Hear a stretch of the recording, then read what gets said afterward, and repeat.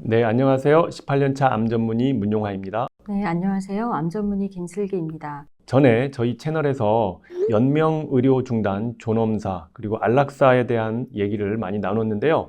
항상 댓글에 안락사를 합법화해달라라는 의견들을 많이 남겨주셨어요. 그래서 언젠가 한번 안락사에 대해서 다뤄야 되겠다라고 말씀을 드렸는데요. 오늘은 정말 현실적으로 우리나라에서 안락사법이 과연 제정이 될 수 있나? 현재 어느 단계까지 안락사법이 와 있는지에 대해서 여러분과 함께 이야기를 나눠보도록 하겠습니다. 예전에도 저희 한번 다뤘었는데 안락사에도 종류가 여러 가지가 있던데요. 종류에 대해서 한번 설명해 주시겠어요? 네, 우리나라에서도 허용되는 안락사의 종류가 있거든요. 그게 바로 소극적 안락사입니다. 소극적 안락사는 어떤 임종이 임박한 환자가 있을 때에 적극적 처치를 안 함으로써, 예를 들면 생명을 유지할 수 있는 심폐소생술이라든지 기계호흡, 투석 이런 걸 안 함으로써 환자의 생명이 다하도록 하는 것이고요. 근데 우리나라에서 절대 안 되는 안락사가 있습니다. 그것은 바로 적극적 안락사와 의사조력 자살입니다. 적극적 안락사는요, 말 그대로 의사가 어떤 약물을 주입함으로써 환자를 임종하게 하는 그런 거를 말하는데요. 이것은 의사가 살인죄로 처벌을 받을 수가 있습니다.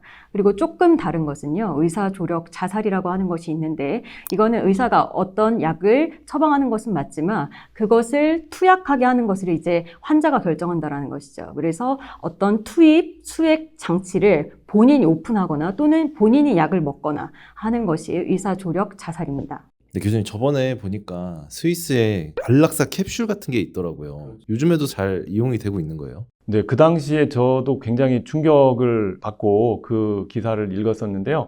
그 이후에도 제가 좀 계속 팔로우업을 해봤어요. 그랬더니 처음에는 이제 뉴스가 나오면서 아마 정부에서도 뭐 조사가 들어갔다고 합니다. 그런데 이제 안락사 캡슐에서 질소가스가 이제 나오면서 사망하게 되는데, 그 질소가스의 화학 물질의 기준이 충족되지 않았다 그래요. 이제 그렇기 때문에 정부에서 불법이라고 일단은 중단을 시킨 상태고요. 뭐 우리나라 환자들도 많이 등록을 했다고 하는데 처음에 몇 달 운영하고 나서 현재는 중단된 상태라고 합니다. 네, 교수님 방금 그 우리나라 사람들도 많이 등록을 했다고 하셨는데 한국 사람들도 이 안락사에 대한 니즈가 많다는 뜻인가요? 오래전부터 사실 우리나라 사람들이 이제 안락사법에 대해서 관심이 되게 많았고요. 그리고 스위스에서 그런 안락사 캡슐이 나왔다고 하니까 또 많은 사람들이 이용하려고 등록을 했다고 했잖아요. 그래서 우리나라에서 몇 차례 조사를 했다고 합니다. 과연 국민의 몇 퍼센트가 안락사를 원하는가 조사를 해보니 대부분의 연구 결과에서 70% 이상, 80%까지 안락사법을 찬성한다라는 의견이 나오고 있기 때문에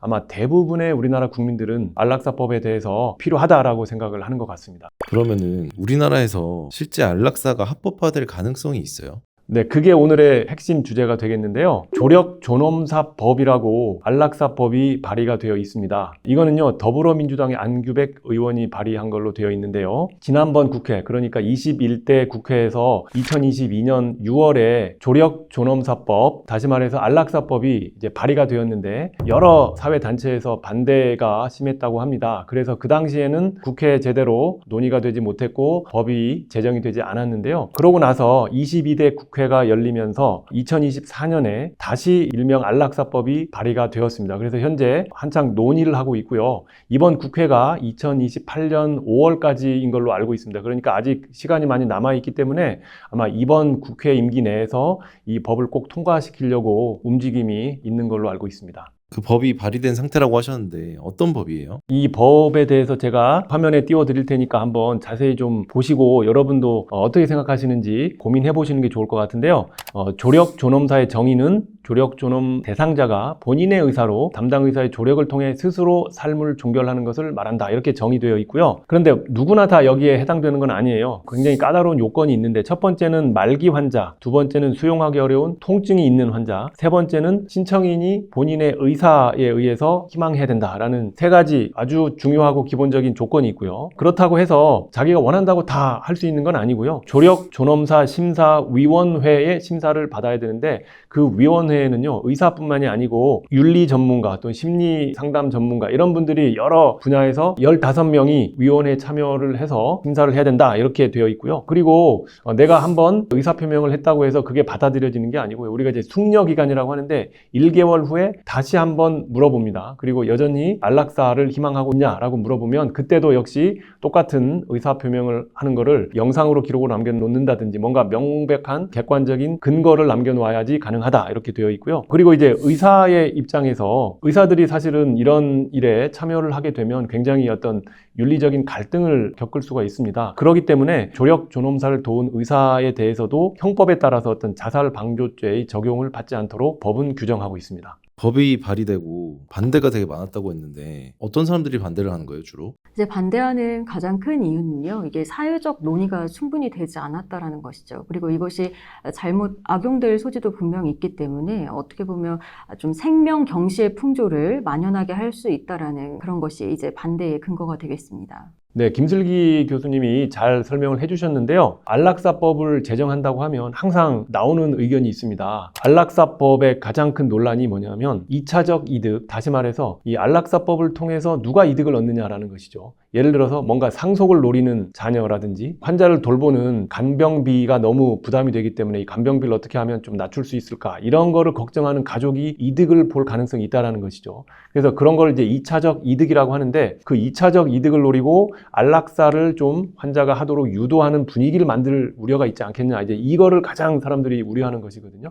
그래서 그 부분을 제정하려는 국회의원도 생각을 하는 것 같고, 그 부분에 대해서 어떤 제도적 장치를 마련해야 된다라고 얘기를 하고 있습니다. 제도적 장치는 어떤 것들이 있을까요? 보통 5가지 이 제도적 장치를 마련하면 안락사법이 그래도 제정될 만하다라고 얘기를 하고 있는데요. 첫 번째는 독립된 다학제 윤리 심사 및 승인 절차가 필요하다라고 되어 있습니다. 아까도 말씀드렸지만 의사뿐만이 아니고요, 사회복지사, 법률가, 종교인, 심리상담가 이런 다양한 직종의 사람들이 모여서 이게 정말 정당한 안락사 요청인가에 대해서 심사를 해야 된다는 것이고요. 두 번째는 정신적 감정이 필요하다는 것입니다. 만약에 안락사를 원하는 환자가 극심한 우울증이나 절망감 때문에 충동적으로 내 안락사 하겠다라고 하면 안 된다는 것이죠. 그래서 그걸 원하는 환자의 정신적 상태를 아주 객관적으로 판정할 수 있는 어떤 정신건강의학과의 의사의 판정이 필요하다라는 것이고, 세 번째는 반복적 서면 영상 동의 절차가 필요하다. 이 말은요, 일정 기간의 어떤 숙려하는 기간이 필요하다라는 것인데, 한 번 딱 동의했다고 해서 그걸로 끝인 게 아니고요, 2, 3주 있다가 다시 한번 오세요, 또는 한 달 있다가 다시 한번 물어볼게요 해서 그때도 동의한다면 이거를 영상으로 남겨놓는다든지 이런 객관적인 어떤 증거를 남겨놔야 이게 인정을 받을 수 있다는 것이고요. 네 번째는 이게 중요한데요, 경제적 이해관계자는 심의하는 절차에 참여하면 안 된다는 것입니다. 이거를 이제 이해충돌자라고 하는데, 상속과 관련된 가족이라든지 또는 간병비를 부담하는 가족들은 이런 이해충돌자로 등록을 해야 되고요, 그 사람들은 대리인으로서 참석하면 안 되겠다 라는 게 이제 규정이 돼야 된다라는 것입니다. 그리고 마지막으로는요, 사후 감시 그리고 투명한 데이터 공개 시스템이 필요하다라는 것인데요, 이런 절차들을 다 거치고도 나중에 심사 절차에서 놓치는 게 있을 수 있잖아요. 나중에 어떤 문제가 발견이 되면, 의심 사례가 발견이 됐을 때 이거를 다 공개하고 독립된 감사기관에서 감사를 통해서 문제가 없지는 않나, 누군가 이걸 노리고 어떤 2차적 이득을 노리고 진행한 게 아닌가라는 거를 감사를 하도록 되어 있고 감사를 해야 되고요. 이렇게 해서 만약에 문제가 발견이 되면 그 사람이 진짜 형사처벌까지 받을 수 있도록 강력한 법 제정이 되어야 된다라는 것입니다. 그래서 이런 5가지 조건을 만족을 하게 되면 안락사법에 대한 우려하는 부분들이 많이 불식이 되지 않을까라고 생각을 합니다. 그리고 마지막으로 한 가지 더 덧붙이고 싶은 내용은요, 여러분들이 한번 유튜브에서 내용을 찾아보실 수 있는데, 서울대학교 병원 가정의학과의 윤영호 교수님이 자주 얘기를 하시는데, 우리가 태어나면서 국가에서 여러 가지 어떤 복지 혜택을 받잖아요. 아이가 태어나면 출산 지원금이라든지 또는 뭐 산모가 출산휴가를 받을 수 있고 이런 어떤 국가적인 지원이 있잖아요. 그런데 사망할 때는 과연 국가의 지원이 있나라는 것이죠. 근데 태어날 때 국가의 지원은 어느 정도 받는 것처럼 사망할 때도, 인생을 마감할 때도 일정 부분 국가의 지원이 있어야 된다라는 것인데요. 이게 어떤 내용이냐 하면, 우리가 어떤 병이 들어서 병원에서 치료를 받다가 사망할 때 마지막 한 2, 3개월 동안에 굉장히 많은 의료 자원이 들어갑니다. 뭐 많은 항생제와 또 많은 수액과 여러 가지 치료들로 인해서 아주 큰 비용이 들어가는데, 이제 그런 부분을 좀 줄이자라는 것입니다. 사실은 그게 의미 없다라고 만약 의학적으로 판단이 된다면 생의 마지막 부분에 너무 많은 의료 자원이 들어가는 걸 좀 줄이고 그 비용을 아껴서 국가에서 한 사람의 생애 마감에 가까워졌을 때 원하면 호스피스 케어를 누구나 다 받을 수 있도록 하고 그리고 간병 지원을 해주는 것입니다. 국가에서. 그렇게 되면 사람들이 내가 마지막에 임종할 때 이런 것들을 내가 지원을 받을 수 있기 때문에 뭐 큰 걱정을 하지 않아도 되겠다라고 생각을 할 수가 있고 국가에서 그런 지원이 있다고 하면 좀 마음 편하게 임종을 준비할 수 있지 않을까. 그리고 또 한편으로는 2차적 이득을 위해서 간병비 부담 때문에 이제 안락사를 선택하는 경우도 있을 수 있다고 했잖아요. 근데 그런 우려가 없어질 수 있지 않을까라고 생각을 하기 때문에 우리가 이제 안락사법을 한편으로는 조심스럽게 제정을 하면서 또 한편으로는 이런 삶의 마지막 순간을 국가에서 책임져주는 제도, 요 두 가지가 같이 진행이 되면 좋겠다라는 말씀을 꼭 드리고 싶어요. 마지막으로 교수님들의 생각이 궁금한데요. 안락사에 대해서 어떻게 생각하시는지 한 분씩 말씀해 주시면 좋을 것 같습니다. 네, 저희가 이 영상을 찍는 것이 사실은 굉장히 조심스러운데요. 대다수의 국민이 안락사를 원하는데 왜 안 되고 있냐, 이렇게 좀 비춰질까 봐 좀 조심스러운 부분이 있습니다. 근데